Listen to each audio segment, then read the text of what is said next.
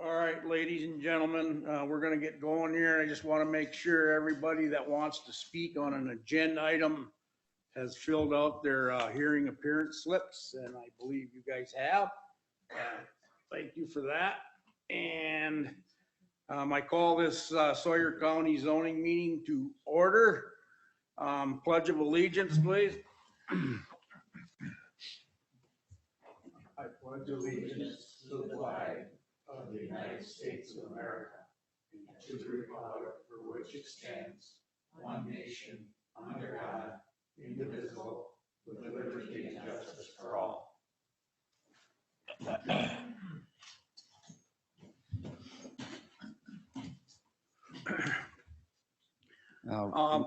Roll call, Mr. Chairman.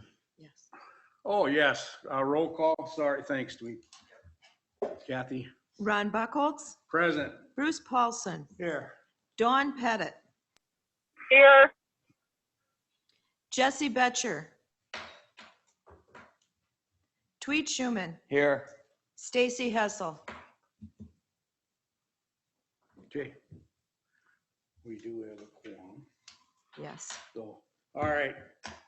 Statement of committee and hearing procedures and statement of hearing notice. The full statement of committee and hearing procedure document, including directions for individuals wishing to speak at a public hearing to be conducted at the zoning committee meeting, are available in front of this room next to the agenda for today's meeting.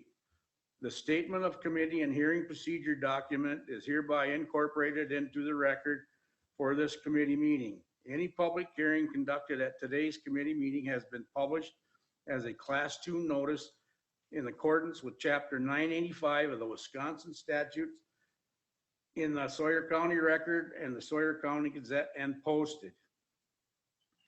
Okay, need a motion to approve the minutes of July 16th. Mr. Chairman, I'll move to approve the minutes of July 16th. Okay. We have a motion. Yeah, We have And I'll second it, Mr. Chairman. Okay, we have a motion by Mr. Paulson and a second by Mr. Schuman to approve the July 16th meeting. All in favor, say aye. Aye. All opposed?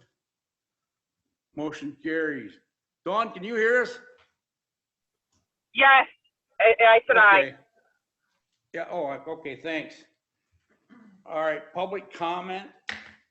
Please note, comment time is intended for the general public comments, not comments relating to a specific application before this committee. Each agenda item requiring a public hearing will have its public hearing conducted just prior to the application being considered by this committee. If you wish to speak on a specific agenda item, we encourage you to hold your comment until the specific public hearing.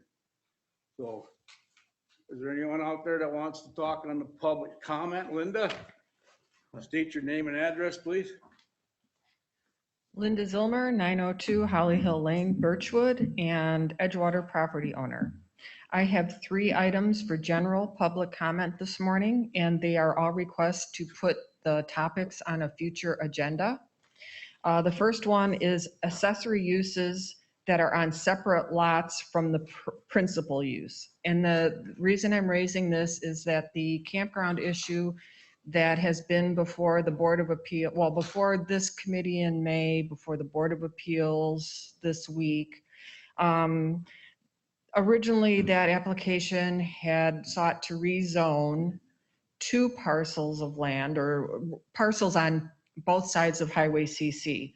The rezone from across on CC was withdrawn, and yet during the zoning committee hearing and Board of Appeals hearing, there was discussion that the applicants intend to use the land across Highway CC, which is RR1, as parking and trailer parking, which is an accessory use to their campground. I don't believe that's allowable, and I think that requires clarification because I believe the applicants are under the impression that they can use that RR1 lot without having to do anything. And you can listen to recordings for how that was explained, but I think that needs clarification. Second of all, please put on a future agenda item, portable storage units. I don't believe they fit under the definitions or how accessory structures are described in Sawyer County zoning ordinance. It's a popular option. I think it's preferable to building garages in advance of construction. And so please add that for possible ordinance amendment. And then the last item is a way of determining if zoning committee members are obtaining training so that they're making informed decisions.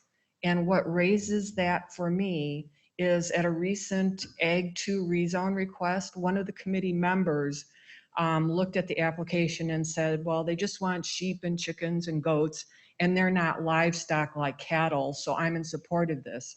Both DAC-CAP's definition and our zoning ordinance definition includes all those typical farm type animals that we think of.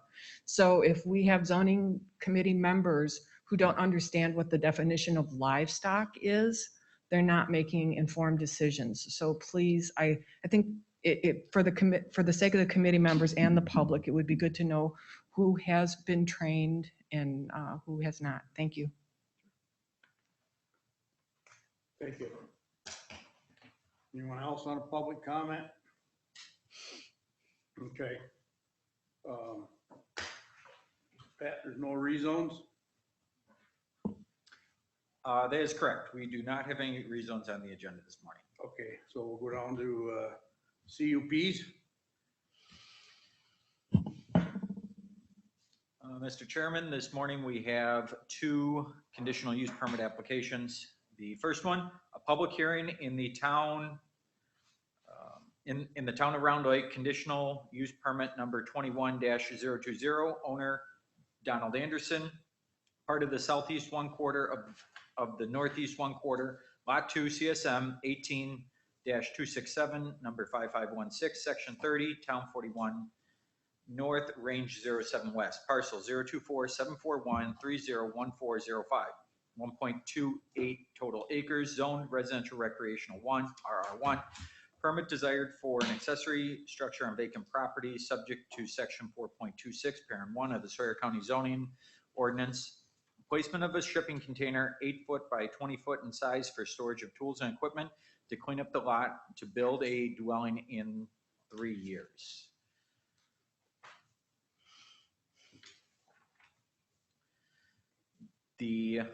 As the staff report reads, property applicant Donald Anderson, 6450 York Avenue, South Unit number 513, Edina, Minnesota 55435. Property location and legal description is previously read into record.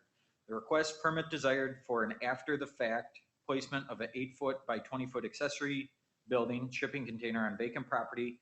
As per Sawyer County zoning ordinance section 4.26, parent 1, the construction of a single accessory structure on vacant property may be allowed under this subsection by conditional use with mandatory conditions required on approval.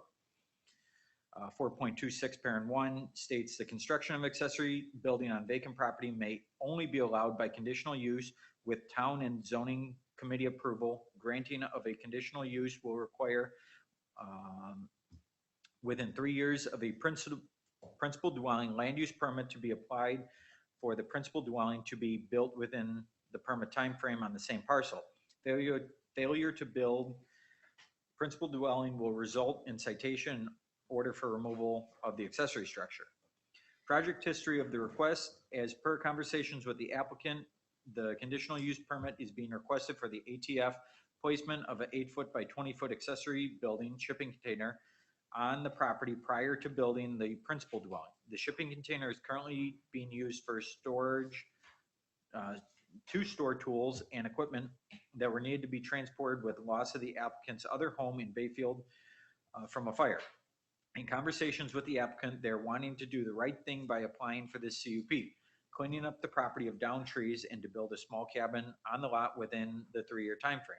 Our office had also received complaints on this property, not only from the shipping container that was placed on the property, but also some other inoperable motor vehicles, which at this point have either become licensed or removed from the property. If the CUP is granted, the applicant will still need to complete a land use permit for the shipping container placement, which will be assessed at an ATF double permit fee. On the issue of shipping containers to be used as accessory structures, previous office policy guidance was initially addressed in 2007. In 2007, the previous zoning administrator, Bill Chrisman, had brought the issue to the zoning committee. At that time, the zoning committee determined that shipping containers are defined as accessory structures, but, quote, not appropriate on private properties as accessory structures, end quote. Such structures, when used as part of a business, would be appropriate. After this guidance in 2007, a different zoning administrator had asked Corporation Council if this policy could be enforced.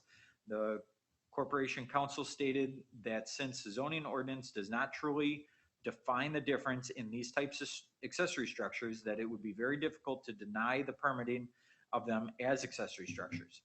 The Sawyer County zoning ordinance and previous zoning administrator has allowed shipping containers to be used as accessory structures since 2011. And many adjacent counties, as well as the majority of counties within the state, allow them as accessory structures.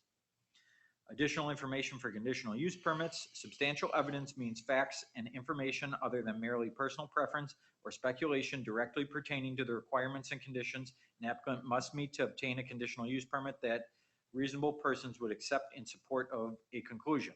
If an applicant agrees to meet all the requirements and conditions specified in the county ordinance or those imposed by the county board, the county shall grant the conditional use permit. Any condition imposed must be related to the purpose of the ordinance and based on substantial evidence.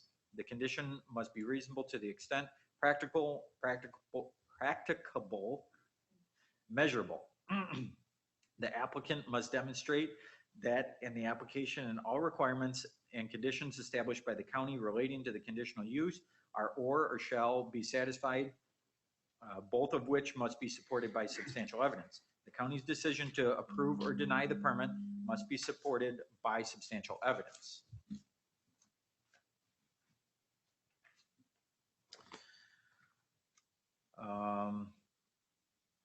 By action of the town board, this conditional use permit was denied.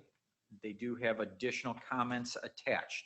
Both the town plan commission and the town board recommended denial of this conditional use permit, 21-020 Donald Anderson. Finding this fact, it would be damaging to rights of others and property values. It would not be compatible with surrounding uses of the area. It would create a objectionable view.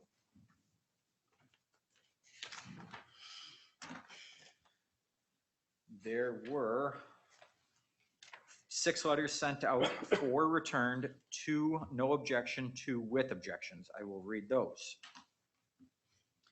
I have objections to this. Our concern are that the length of time he is requesting, 3 years is a long time for the container to sit there. The container is already on the property and he is he's just requesting the permit. Also, he has placed a mailbox at one of his 2 roads, which he neglected to get a permit for a road until it was already put in. Signed, Rita Valley. I have objections to this. The shipping container has been on the property for several months. It is definitely an eyesore and very visible from the road.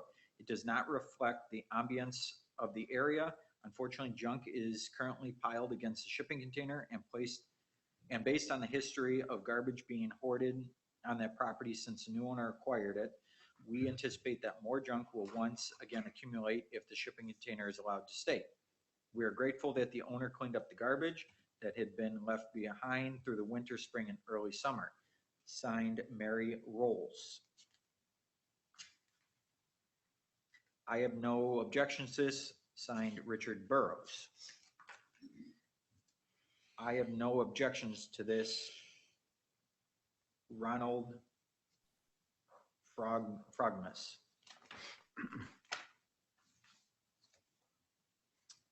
That is all. Okay. All right. I need a motion to go into public hearing on CUP number 21-020. Mr. I'll Chairman, make it. before we go into public hearing, Mr. Chairman, before we go into public hearing, this is Jay Kozlowski, zoning administrator. I would like to ask Rebecca a question prior to going into public hearing, and that Sure. 4.26 parent 1 for the issuance of this type of conditional use permit does require town and zoning committee approval. Now, the town has denied the conditional use permit. So I do want to kind of ask our legal counsel as far as the correct procedure for operating here at the zoning committee level. I want to make sure the zoning committee level is still hearing this case, but ultimately if the town has denied it, this conditional use permit does not move through with our language in our zoning ordinance.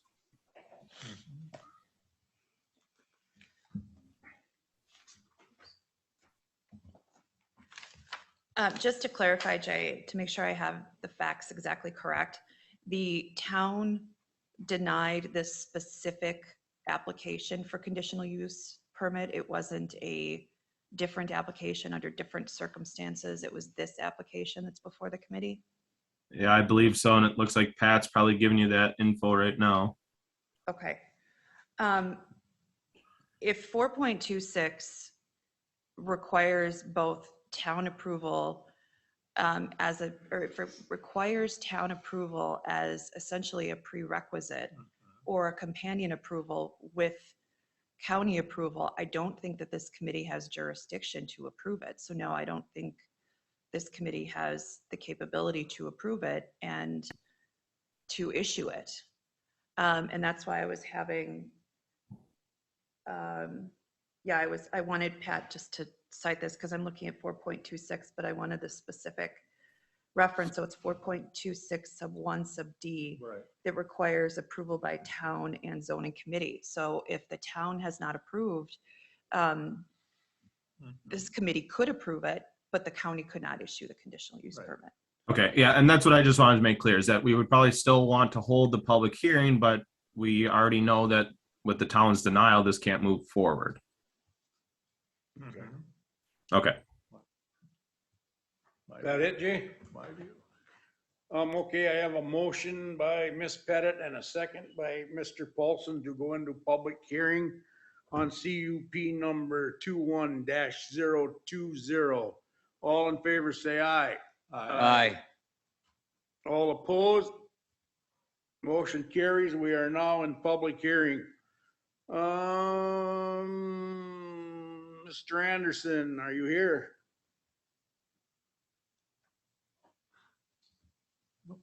No? Sorry, I do not see him on Skype as well, Mr. Chairman. Okay. All right. If nobody, is anybody out there that is in favor of this CUP? Linda, state your name, please.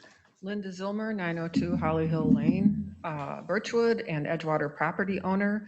As Mr. Brown read some of the history about accessory structures or from the past, it really bothers me that there has been subsequent updates to this specific section of the zoning ordinance, and it has not addressed portable storage units.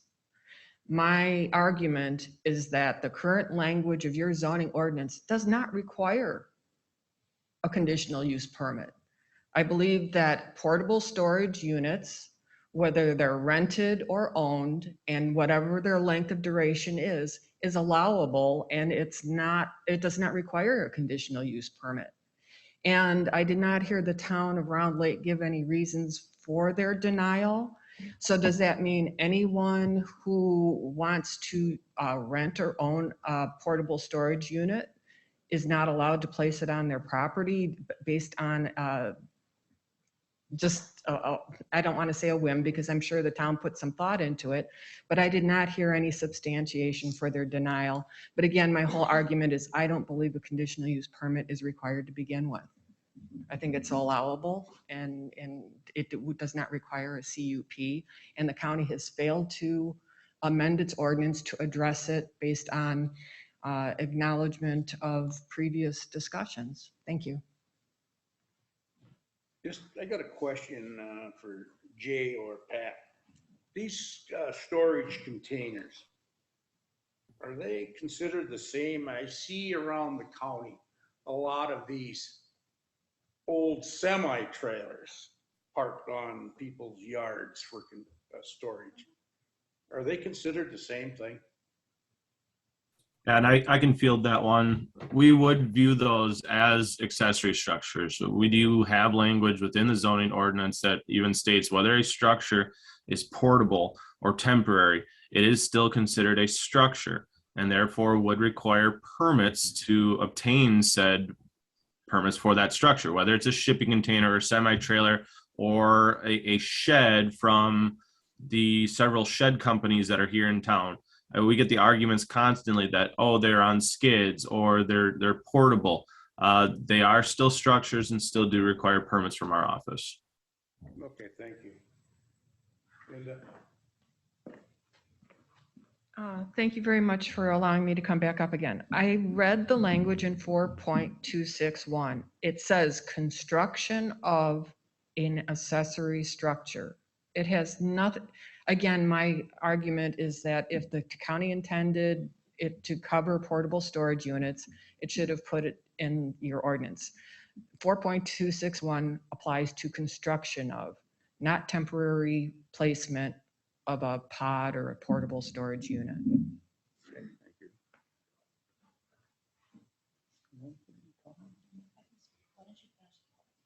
Okay, all right. Okay, is there anybody else out there that would like to speak in favor of this CUP? If not, is there anybody out there that would like to oppose this CUP? Okay, all right, I need a motion to come out of public hearing. I'll move to come out of public hearing, Mr. Chairman. Second. We have a motion by Mr. Paulson and a second by Mr. Schuman to come out of public hearing on CUP number 21-020.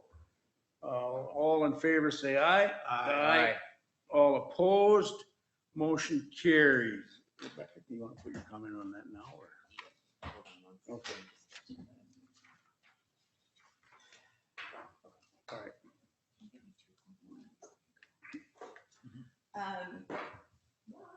Thank you, Pat. That's kind of my second chair council here. Thank you.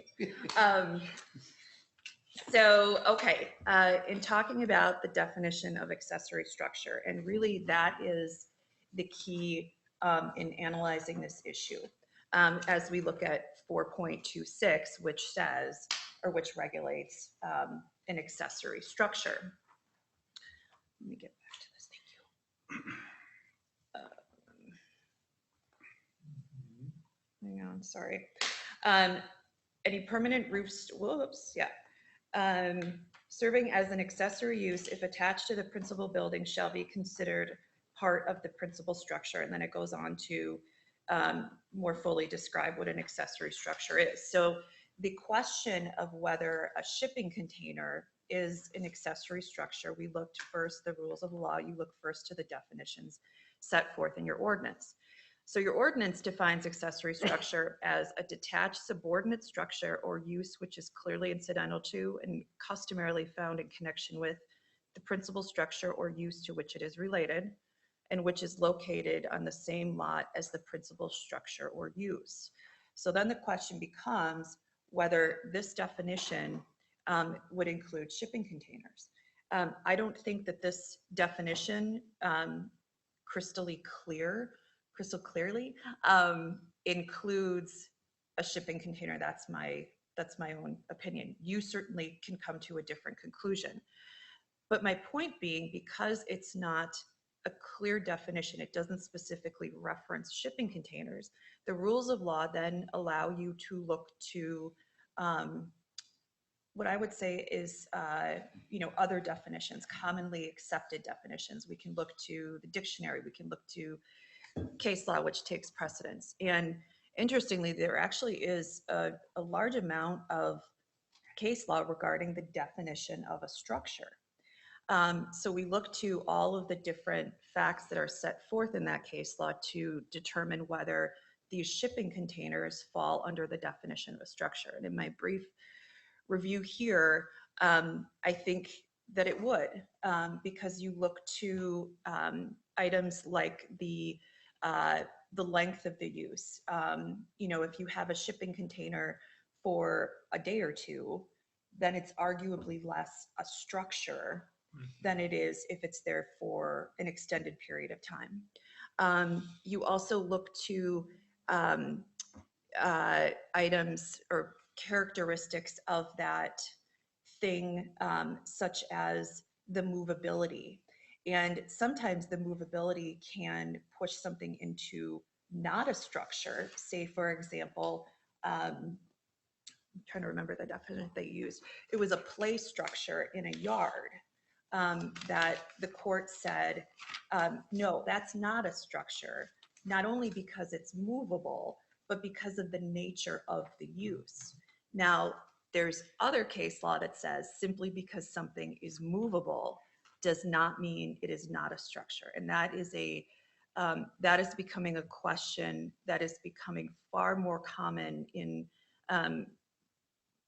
from a legal standpoint. And just as Jay indicated, I'm not surprised that the zoning office receives inquiries all the time regarding the portability. Hey, if it's on wheels, it's not a structure. Where I've personally seen this in my experience is in highway setback areas. People will put large signs on wheels. Well, hey, it's movable, it's not a structure.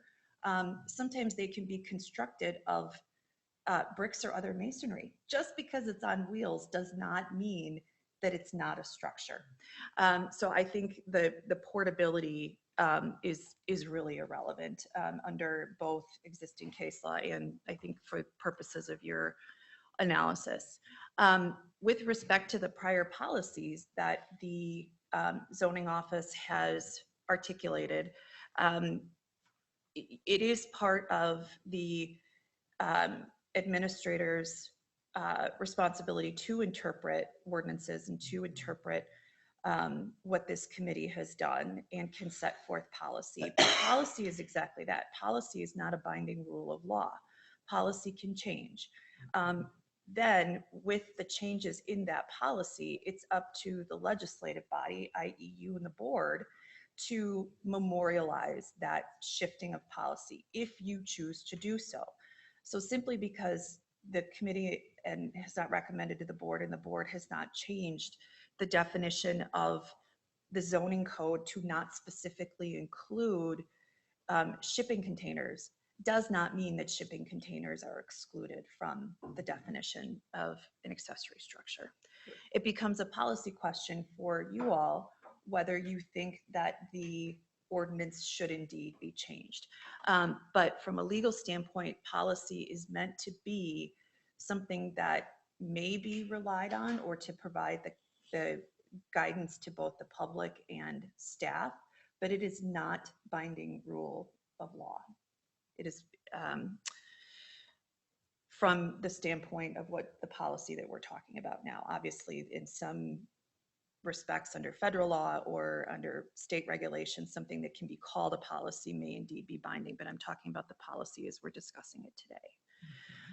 So my other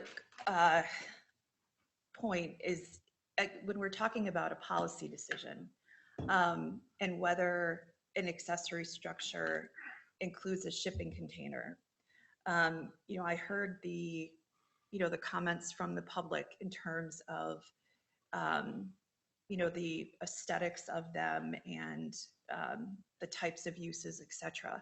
My question for the committee is, whether you want these to be a conditional use. If you've got a shipping container that is on land for an extended period of time, wouldn't you prefer to have that as a conditional use, that it then can be reasonably regulated with reasonable conditions under the law?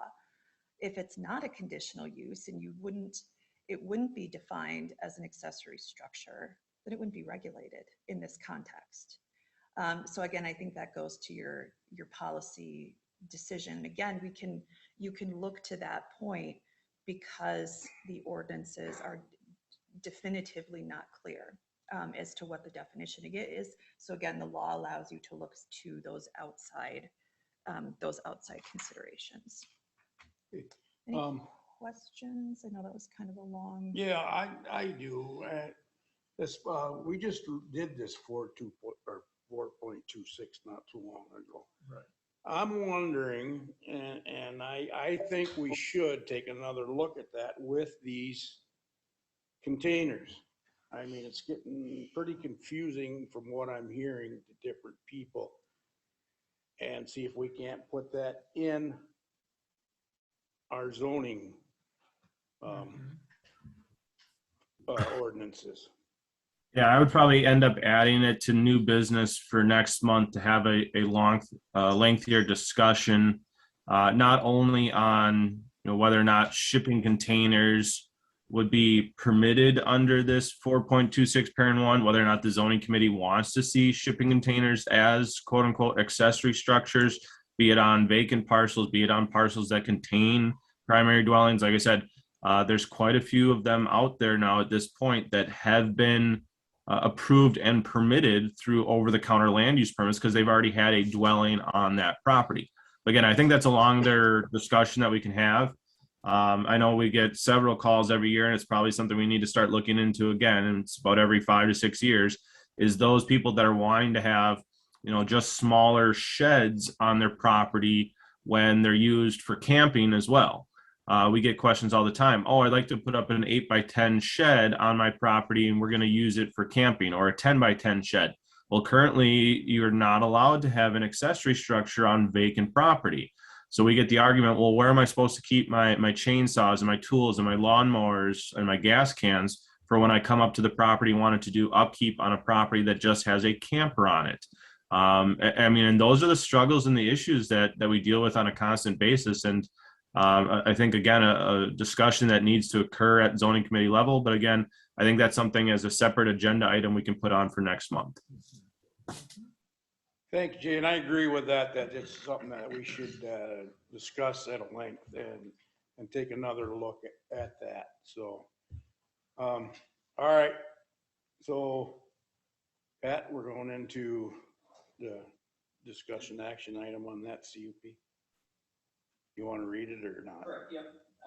Discussion action, Town of Round Lake CUP 21. Hang on, I didn't have my mic. Discussion action in the Town of Round Lake, CUP 21-020. All other information is previously read into record. Okay. All right, committee. I turn it over to you. Well, I'll make a motion to deny. Okay. I will second that motion. Yes. In discussion, Mr. Chairman, if the owners of this property were to bring it back to the town board and get approval there, could they, on a denial, Jay or Pat, could they bring it back here then after the town hears it again? Yeah, I mean, I'd have to look at the bylaws, but they probably have to wait 12 months now if this committee denies it. Right. Unless you're waiving that 12-month reapplying provision. No, we shouldn't. Yeah. No, I don't.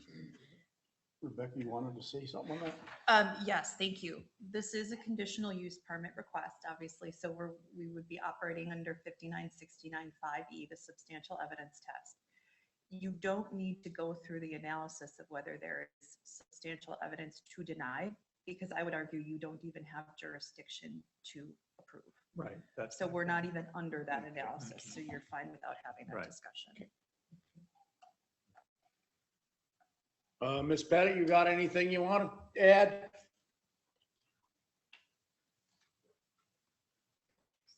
Must be sleeping.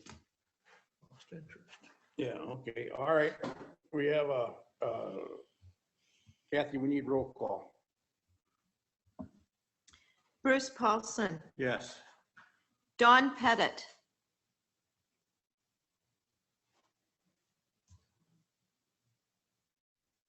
Dawn Pettit, She's still on there, right, Mike? yeah. Tweet Schuman, Yes. Ron Buckholz, Yes, thank you, and that is a motion to deny. to deny. Okay, You still have a quorum. Yeah. okay. All right, Okay. And do we need the findings of facts? Does he need to read that into the, okay. Just the jurisdiction. Okay. we do need finding of fact? No, Oh, actually. I didn't think so. Okay. All right, next one, Pat. Public hearing in the town of Sand Lake, conditional use permit 21-021, owner Robert Wanderer II, Victory Heights, second edition, lot 18, block 11, section 10, town 39 north, range 09 west, parcel 026-182-11-1800,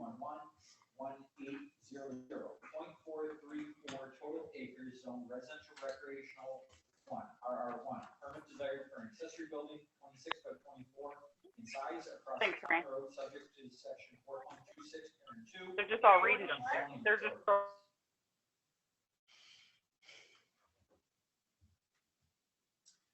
Conditional use permit 21-021, applicant Robert Wanderer, 15644 W Victory Heights Circle, Stone Lake, Wisconsin, 54876.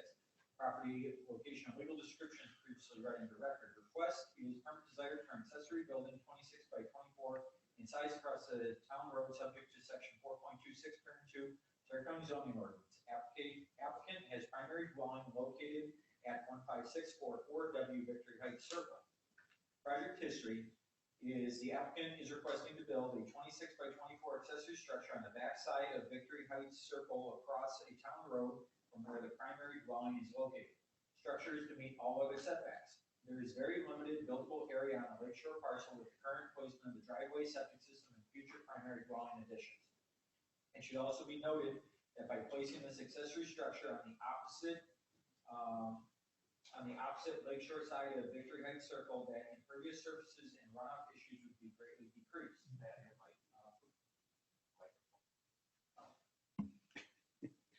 Do I need to? Okay. No. All right. See, impervious surface issues would be greatly decreased. Proposed new accessory structure would be approximately 600 feet from Lacoudere Lake. See attached maps included in this packet. By action of the town board, they approved. Findings with additional information on findings of fact. It would not be detrimental to ecology. It would not create topographical problems. 12 letters were sent out.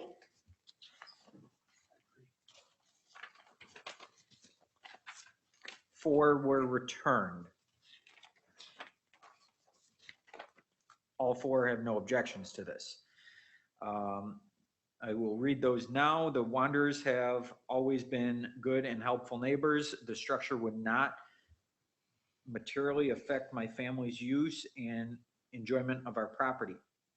Our Sand Lake address is 15626 Victory Heights Circle. Signed, Melissa Cello. I have no objections to this. Signed, Josh Van Swol. I have no objections to this. Signed, Josh Van Swol, LCO Cabin Rentals LLC. I have no objections to this. Mr. Wanderer should be able to construct the building without any zoning issues. Signed, Susan Babcock. That is all, Mr. Chairman. Okay, thanks. Okay, need a motion to go into public hearing on CUP number 21-021. Motion. Second. We have a motion by Mr. Paulson, or Mr. Schuman, and a second by Mr. Paulson to go into public hearing on CUP number 21-021. All in favor, say aye. Aye. All opposed, motion carries. We are now in public hearing. Dawn, are you on there yet? Yes, I had gotten disconnected, but I'm on. I got back on. My vote's aye. Okay, thank you. All right, Mr. Wander, are you here? Come up, state your name and address for the record, please. Robert Wander, 15644W Victory Heights Circle. Okay, what do you think you want to tell us about? I brought, I don't know if you have these diagrams. I brought some diagrams for you here. And also a couple of pictures of the pole barn before we took it down, which is going to be essentially the same way it was put up. I'll approach if you want. Okay. Is that it? Yes, did you want me to bring these up so you could see them, sir? I'd like to see it. Yes, you can bring them on up. Old cop, we always had to ask to approach. Well, yeah, we understand that. Old habits don't die, do they? No, not usually. Thank you. Flip it over. Oh, thank you. That's what it looked like before you disassembled it. It's on. Let me go back. Where I'm supposed to be.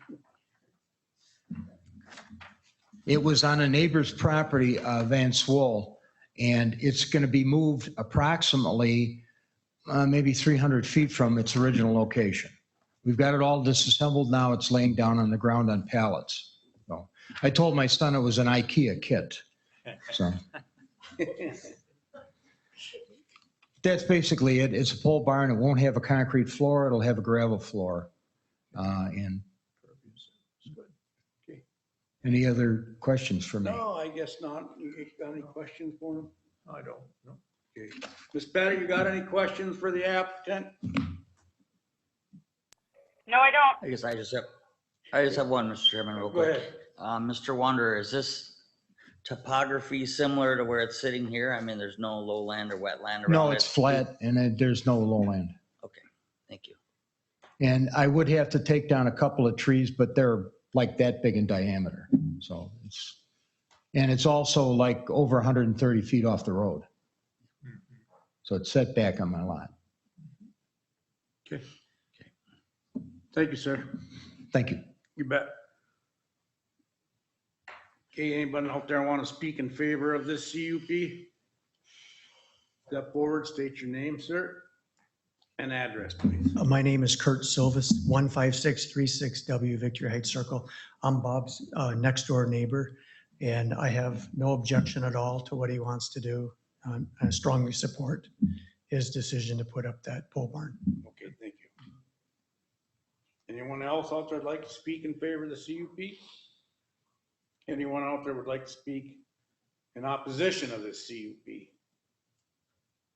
If not, need a motion to come out of public hearing on CUP number 21-021, please. Motion. I'll second. Give that a second. Okay, we have a motion by Mr. Schuman and a second by Mr. Pettit, excuse me, Don. Ms. Pettit to come out of public hearing on CUP number 21-021. All in favor, say aye. Aye. All Aye. opposed, motion carries. We are now out of public hearing.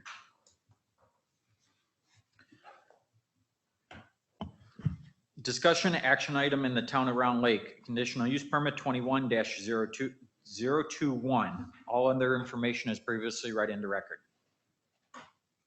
Okay. All right, committee. I'll move to approve conditional use permit 2121. Second. Okay, we have a motion by Mr. Paulson and a second by Mr. Schuman to approve CUP number 21-021. Any more discussion? If not, Kathy, roll call, please. John Pettit, Yes. Tweet Schuman, Yes. Ron Buckholz. Yes. Bruce Paulson, Yes. all in favor. Okay, need finding of facts? Yes. Finding it would not be damaging to the rights of others or property values, and it would not be detrimental to the ecology, wildlife, wetlands, or shorelines. Okay. Thank you.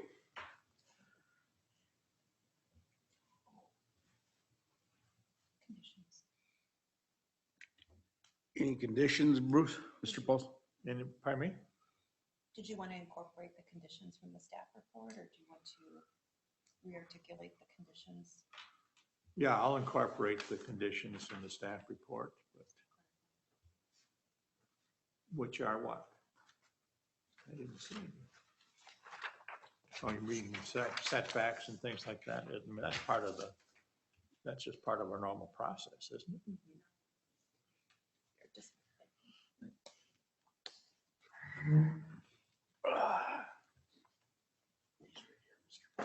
What? I guess. I don't see it. Okay, Yeah. You use this one?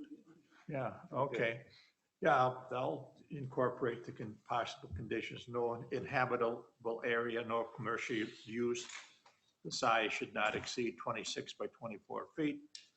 And the owner must record a restrictive covenant that the vacant lot will, accessory structure will be located on the lot. And they've got to follow all the county, town, state, and federal regulations. All right, thank you, Mr. Paulson. How come I don't have that? Rebecca, you want to speak on? Yeah, just briefly, just a general comment, when you're discussing conditional use permits, Jay puts forth those possible conditions in the staff report. Right.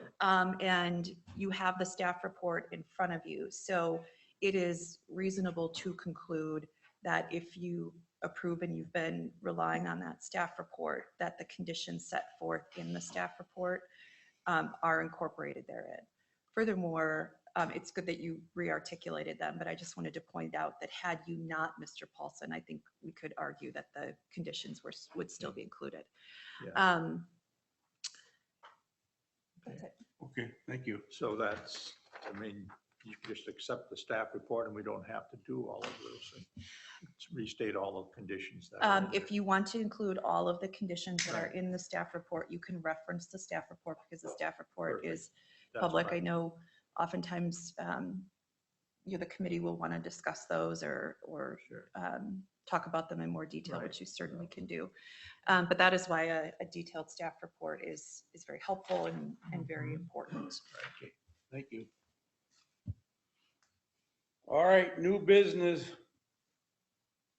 Select materials gravel pit review, discussion only. We have a couple people that wants to speak on this, so we let them speak first quickly. Mr. Payne or Miss Payne, which one wants to go first? Okay. My name's James Payne at 15783 West Stookie Bay Lane, Hayward. Anyways, I'm just kind of got to repeat what I said last month, but again, I want to thank the zoning department for looking at the issue quickly, and they gave me lots of good information. And I think that the zoning department is really a very important part of our community. Anyways, that said, and kind of repeating again, is the reason I was here today is I just want to keep alive my opinion that I think that the pit violated this CUP, and that they removed the trees that in my opinion, were required around the pit. Again, if you look at with the one section of the CUP, it talks about the site visibility. They say the natural topography of the site would restrict view from roads and adjoining properties. Wooded areas would surround the pit on all sides, which protect the operation. Again, very clumsily written, but in my opinion, and with speaking with the past owners of the pit, it was always required. The trees are gone now.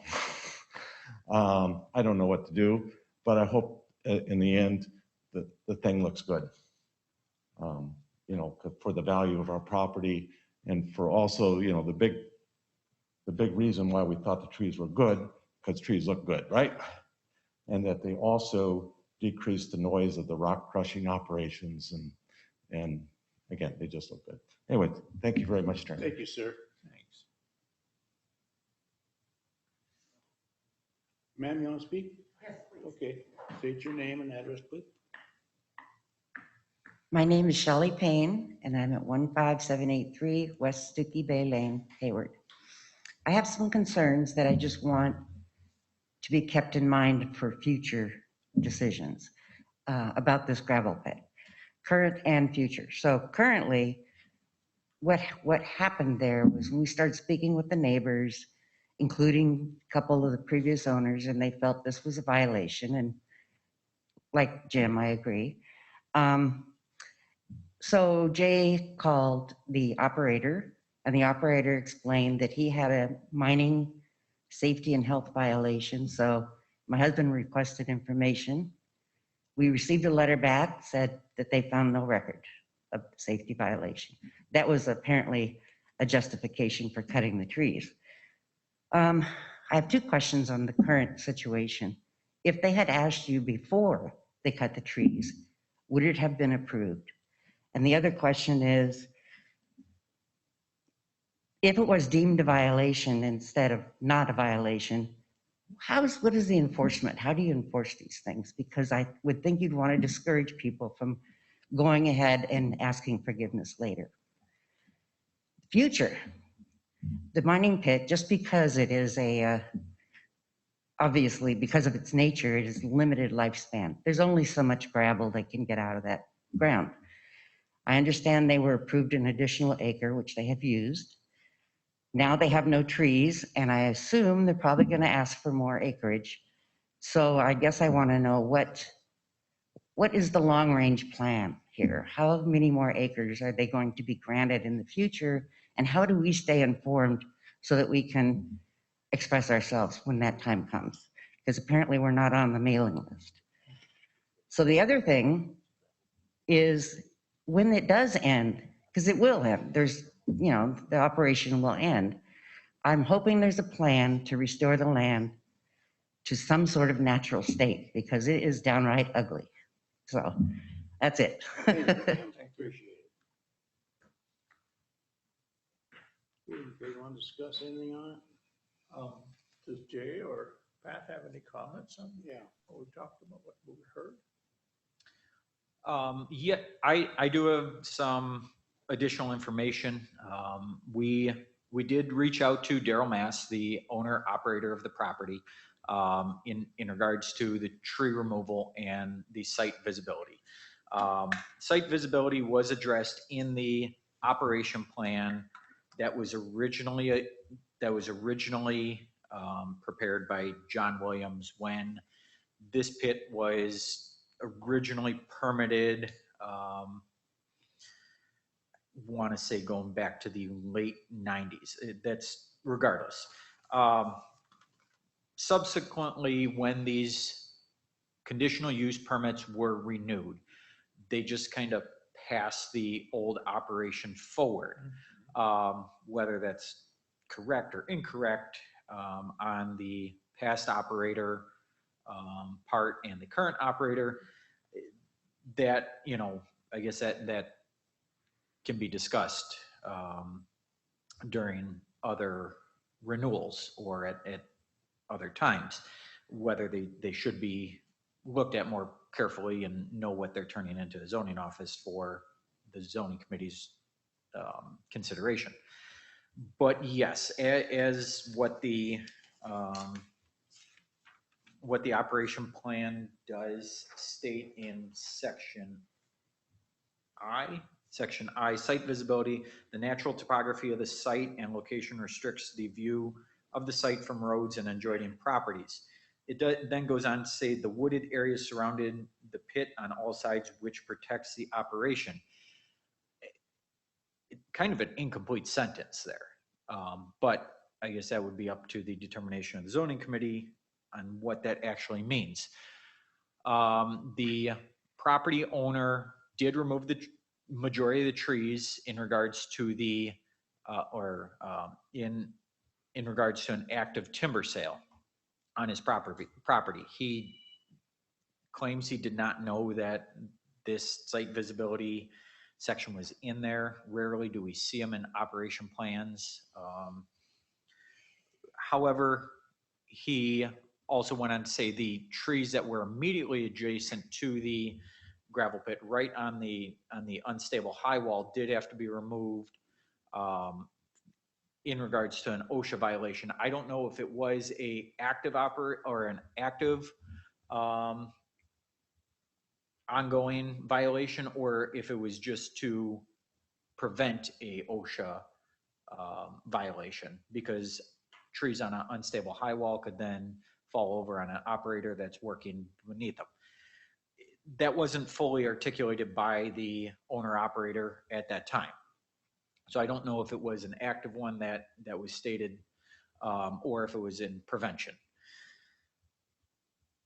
Following my on-site visit with Daryl Mast, it was agreed that he was going to construct a berm on the property line to block the site. That would prevent the site from being viewed. There will also be trees planted on top of that berm, very similarly to the property that you come into Stonehill Road across the way Jesse Wagler's property. Daryl was the constructor of that berm as well. He also reached out to Randy Johnjack, who is the adjacent property owner, which also has a active gravel pit in that area. And when they took the overburden off Randy Johnjack's property and placed it on the property line, there is a high wall on that shared property line between Daryl Mast and Randy Johnjack. And it is a complete vertical wall. Daryl had reached out to Randy about knocking down that overburden to reduce some of this site visibility, because that is a lot of what is being viewed from across the open gravel pit, is that very far high wall and the tops of the gravel pit. Oh, that is really all I have as far as additional information. I have a question. Yes. So did Mr. Mast violate his operating plan that he presented to the zoning committee and to the zoning department? I mean, from the aspect of site visibility, he did not change the natural topography of it. I mean, there was no change in topography. As far as what was fully intended in this original operation plan as the wooded areas surrounded the pit on all sides, which protects the operation.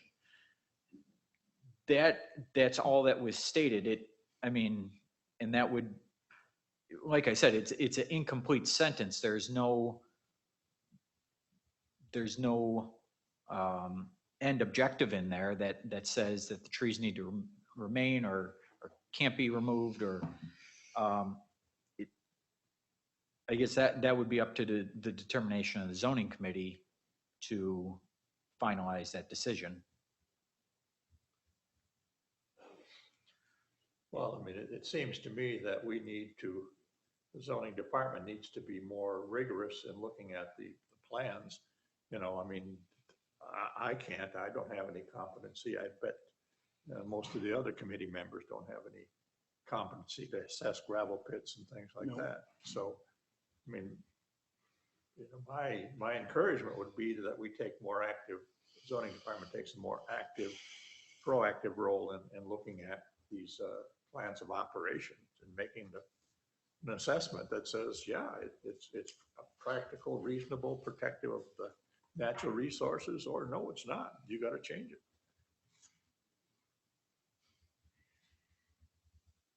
I agree with you, Mr. Paulson. Mr. Schuman, you got a comment? Yeah, I guess I was gonna ask Pat or Jay, were there any conditions or restrictions put on this CUP which talked about a buffer or, I've heard that come across with other gravel pits that it leaves so many feet of a buffer, whether it be trees or a berm or something. Was that listed in his original, the latest CUP we approved? I am looking through the staff report in that permit renewal. Right now, it says possible conditions for approval was maintain compliance with NR 135, maintain compliance with plan of operation, hours of operation. They were amended as 6 to 7 for operation, and then crushing, and then maintain compliance with Department of Natural Resources, Chapter 30. So it does state in there that maintain compliance with plan of operation. And that was in that plan of operation is site visibility from the aspect of natural topography and apologize here. Right. Natural topography of the site location restricts the view of the site from roads and adjoining properties, and the wooded areas surrounding the pit on all sides, which protects the operation. Right, and I'll agree. I mean, that language is not great. And Pat and I have had internal discussions about this moving forward as far as the amount of information included in those operation plans. I mean, these operation plans for most of these pits are usually, as you know, they're just carrying the same information to their renewals as they do every 3 years, or in this case now every 5 years. And stuff that was written back in the 70s and 80s and early 90s certainly isn't the same stuff that we're accustomed to now in the 2020s. So we are, requiring that when these gravel pits come up for renewals, that we're hammering down on them that you need to update your plan of operation, because this 1980s one that you had in place isn't going to work anymore. So it is something that we've discussed internally. Okay, thank you. And I do believe there has been, comments from this pit operator that they may be exploring an early renewal into a small expansion, as well as potentially changing for their hours of, or their crushing time frames. Mr. Mass had explained that he would like to crush earlier in the year, particularly in like March and April, when there isn't a lot of residents around, for those at least that are seasonal. That way he can crush in the spring when there's limited people around and get it all done in one shot. And I said, well, that goes outside of what your current plan of operation has for. So in order to make any of those changes, you'll have to come forward for that early renewal. I'm almost hoping that he does, because at that time, and we can have some language put back in for site visibility. We can really hammer down the hours of operation as well as the crushing hours. And also looking at, okay, what is your overall end game for this pit expansion, and how much more are you needing to expand? And does that work with the atmosphere in which you're situated, which is somewhat near residential areas? Thanks, Jay. Okay, Miss Patty, you got any questions you want to ask? No, sir, I'm just listening intently. Thank you. So again, we put this up as a discussion item, in that, we did have a letter that was received to our office last month. So we did want to discuss it. I mean, looking at the kind of the black and white that is in their operation plan, which again, I'll admit that it's weak language. I don't see that there is a violation in what they've done for the tree removal, but at the same time, in conversations with the operator, also with Pat Brown from our office, we are going to have them construct the berm in that now there is visibility to the site from the road. And they will need to change that by, in essence, altering the topography and creating that berm, is that pit cannot be viewed from the road. That is in the plan. So there is an order for correction for that. Mr. Chairman, Yes. would it make sense for us to ask that the zoning department bring forward an approach on how they're going to look at the operating plan? I mean, specifically, are we going to look at views, objectionable views and things like that, so that, we can be assured that the work is being done to protect, I guess, the public good? No, I agree with that, Mr. Paulson, also because we, as a committee, a zoning committee, we rely on the zoning office to have all the stuff that we need to do our cases. So I would believe we could ask that. Yeah, we can get something together as far as, what we're, kind of at least checking the boxes off on for plan of operations, moving forward. It's kind of weird in how, gravel pits have certainly evolved here in the last couple decades, where, a lot of these were old existing pits, maybe there was some residences around, maybe there wasn't, and they've been doing their continuing operation. And all of a sudden additional residents move into the area next to a gravel pit, and they're very concerned that there's a gravel pit operation next to them. We see this evolution in gravel pits, more and more each year as more residential structures move into the area. So something that we're definitely looking into, and something that, merits additional consideration. So we'll get something kind of typed out as far as, what our checks and balances are going to be on plans of operation moving forward. And we can kind of bring that back to the committee to say, this is what we're looking at. This is what we'll review. If you see anything else that you want included, certainly add it. And we can kind of get on the same page to really protect everyone, everyone as a whole, not only the operator for them doing a business use, but those residents that may be affected in the immediate areas. Okay, thanks, Jay. Pat, thank you. Are there any more? Pam, did you want to say something quickly, please? Thank you. You bet. A couple things as I was listening to the discussion. One is there has really been very little new construction there. They have replaced existing homes, but the houses there used to be cabins. The original cabins were built in 1927, so it's not like new people moved in. The neighborhood, it's been residential since 1927, or farming. So that was the one point. The other point is there's a lot of year-round residents now. People have moved here year-round, as we did. So, it's not seasonal. Okay. Thank you for your info, ma'am. Okay, any more? Go ahead, Ms. Hillman.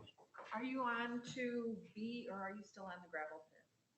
We are still on the gravel pit. Okay, if I could be recognized, we move to the next. Yes. Thank you. Okay. Any more on the gravel pit? Okay, any other business that may come before the committee? Rebecca, you wanted to say something on that? Thank you. I just wanted to give a report back to the committee regarding the Pinewood Properties conditional use permit. The matter was discussed last night at the board meeting within the context of the rezoning of the parcel.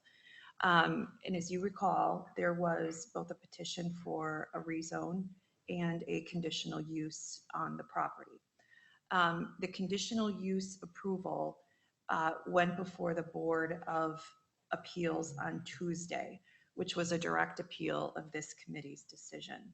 And the Board of Appeals upheld your decision to issue the conditional use permit. There is a specific statute, 5969 sub 5E, which gives very clear, narrow, specific direction on what this committee can and cannot consider, i.e. substantial evidence that is preferably measurable and actual data, in either approving or denying.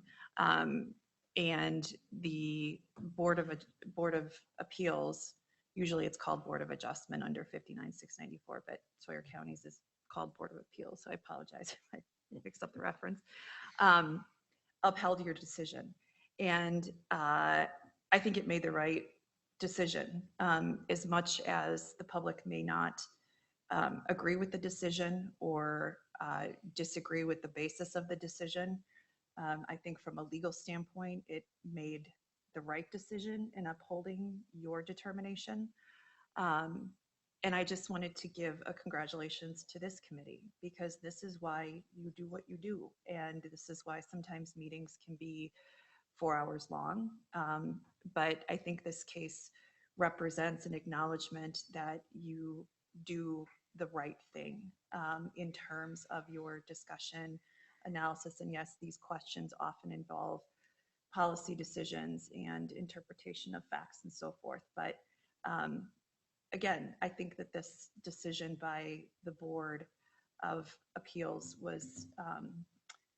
is a great recognition, again, for all of the hard work that this committee does. And it's good to see that, you know, the board, an independent body, has recognized that.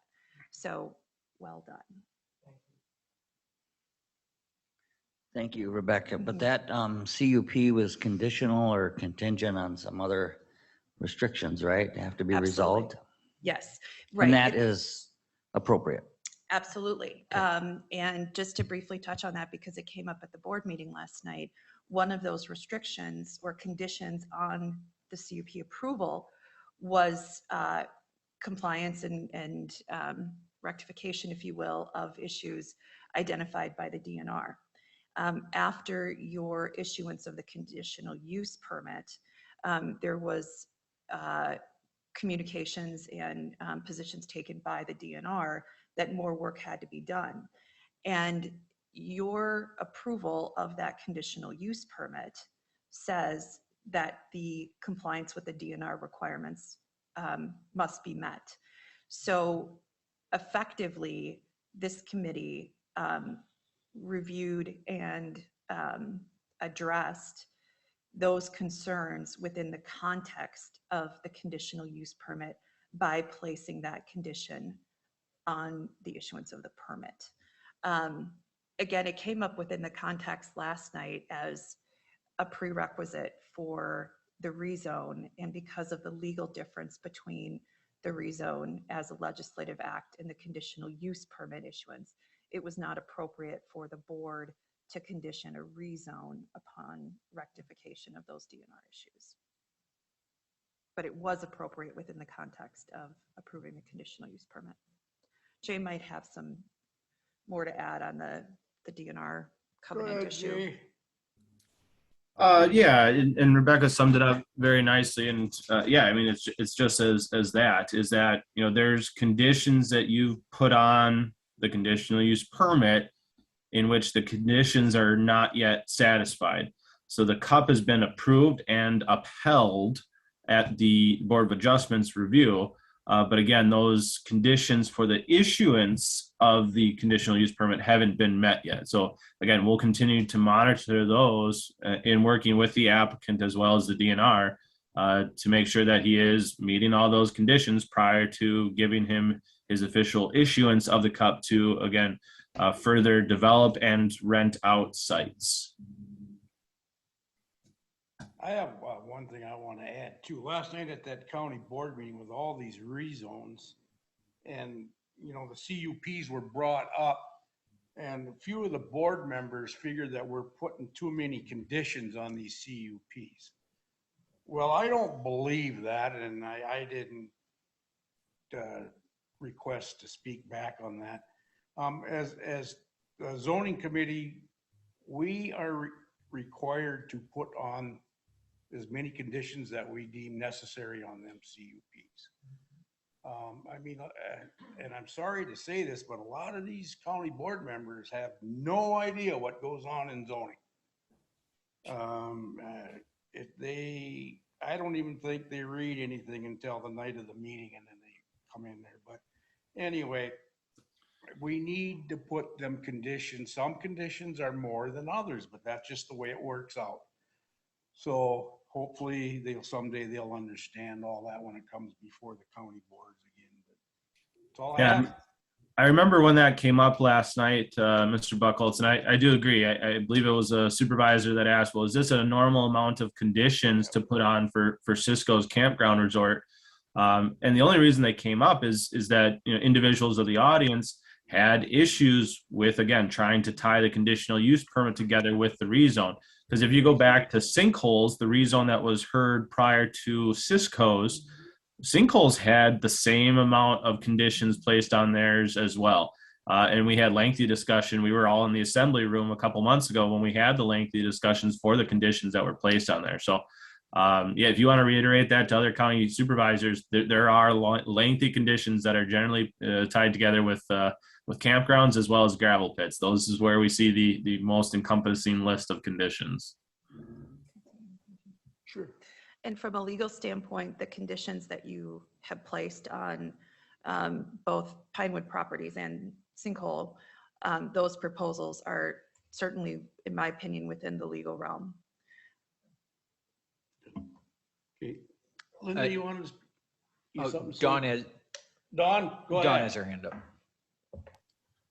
Yes, I just wanted to personally thank every one of my the zoning board members, the committee, for the job that we do, and that everybody, you know, our other board members, like Mr. Buckholz said, that they do not realize that each circumstance is that just that. It's an individual, what we need to sit down and listen. Everything just isn't, it's the same cookie. I'll use a bacon analogy. It's the same recipe for every piece that comes before us. So we have a very hard job, and it weighs a lot on us, and that sometimes we're not liked very much, but that's okay. But I also want to thank Rebecca for the job she does helping guide us and to try to make the right decision. And I really appreciate the work she does. And I also appreciate Kathy for everything she does. Jay, I believe it's Bob also that's sitting next to Kathy. Is that Bob, or am I wrong? Pat. Yes. Pat, sorry, Pat. I want to thank everybody in zoning, because if we did not have the support from the staff in zoning, we wouldn't be able to do our job as committee members. So I just want to thank everybody, because this is very tough. And again, each case that comes before us is just that. It's an individual case, and everything is different, and it's just not a plain cookie cutter. Yeah, this is what we do. We really need to sit, because our constituents rely on us. So I just want to thank everybody.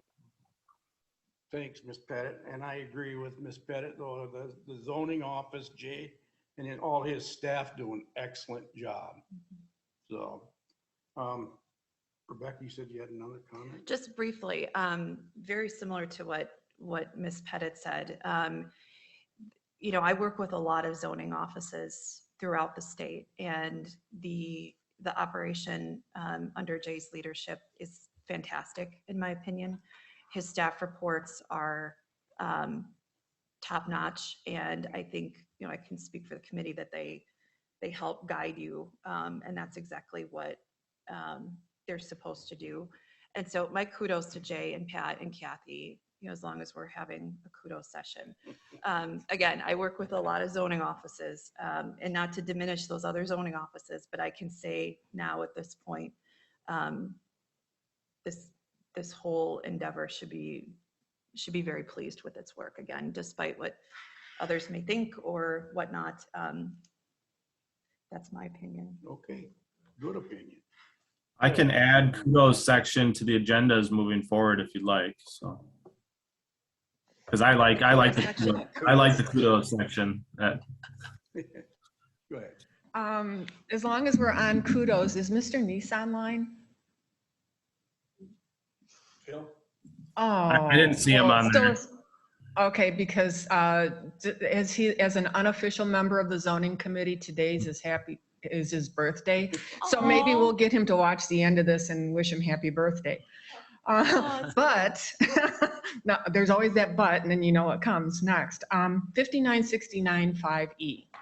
The legislature's intent was to pretty much, I believe, say that if something's listed as a conditional use, barring substantial evidence that it not be permitted, it's going, you know, it's in the And as long as the applicant agrees, you have to grant it. Going back to your earlier, your first CUP of the day, I'm going to ask you to reconsider your vote. And I think it's something that will maybe provide a learning opportunity. And what I'm going to ask you to do is to maybe you've already acted to deny, but I'm wondering if there's an option to send it back to the town for them to provide substantial evidence for their denial, and then you rehear it. Because otherwise, that person who already has that trailer on his lot is going to be required to remove it. And he's got to wait a year. So being that the zoning ordinance is unclear and you've acknowledged you're going to work on that, and you're going to work on portable storage units, which could be a shipping container or it might be something else. If this board takes an action to refer it back to the town, then the town can come up with substantial evidence. Then you can either, your hands will be tied. But I think the zoning ordinance also needs to be addressed that whoever the decision makers are, if you're going to recognize the town, they also have to provide substantial evidence. So please think about it and for better moving forward. Thank you. Thank you. Okay, anything else? If not, we're adjourned. Thanks, everybody. Thank you. Everybody have a good weekend. Yeah, you too, Miss Pettit.